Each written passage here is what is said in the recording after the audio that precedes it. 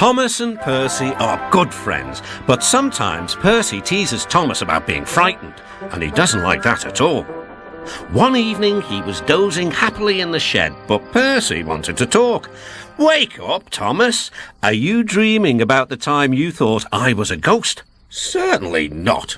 Anyway, I was only pretending to be scared. I knew it was you, really." Percy went on teasing him. "I hope the guard leaves the light on for you tonight." "Why?" asked Thomas. "I quite like the dark." "Oh, really?" exclaimed Percy. "I am surprised. I'd always thought you were afraid of the dark. I wonder why." Thomas decided to say nothing and went to sleep instead. Next day, the Fat Controller arrived. "I would like you to go to the harbour tonight to collect something rather unusual." "What sort of something?" "Wait and see." Percy was moving trucks into a siding. Henry arrived with his goods train. The signalman switched the points and Percy waited on the siding until Henry had steamed by. Then there was trouble. "The points are jammed," called the signalman. "I can't switch them back. The workmen will mend them in the morning. It's too late now." Said Percy's driver. "I'm sorry, Percy, but you will have to stay here for the night." "Where are you going?" asked Percy. "Home for tea," replied the fireman. Percy was speechless. He watched as the other engines went home to the shed. Night time came and Percy began to feel very lonely. "Oh dear," he murmured, "it's very dark." Oh, what's that?" It was only an owl, but Percy didn't realise this. "I wish Thomas was here too," he sighed.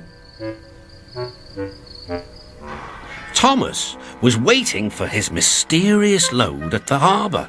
Suddenly, there it was. "Cinders and ashes," cried Thomas. "It's a dragon." "Don't worry," laughed his driver. "This dragon is made of paper. It's for the carnival tomorrow." Workmen lifted the dragon onto Thomas's low loader and put lights all around it for protection. Then Thomas set off into the misty night. Percy was asleep in his sidings and had no idea that Thomas was approaching him.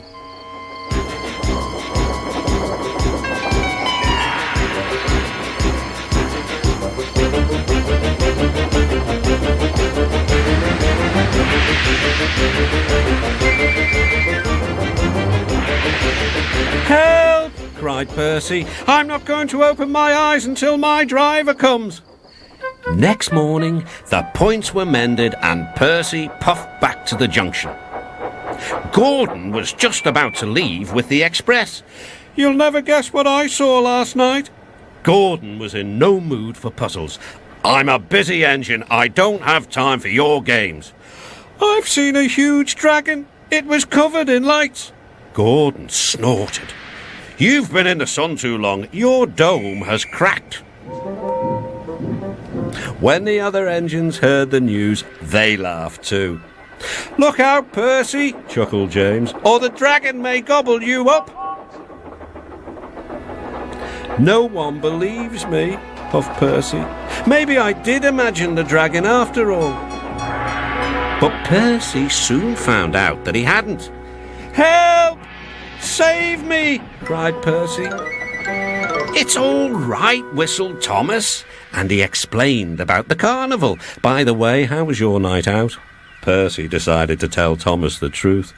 "Well, Percy," said Thomas, "maybe we do get scared sometimes, but if we're not afraid to tell each other, then that means we're quite brave too."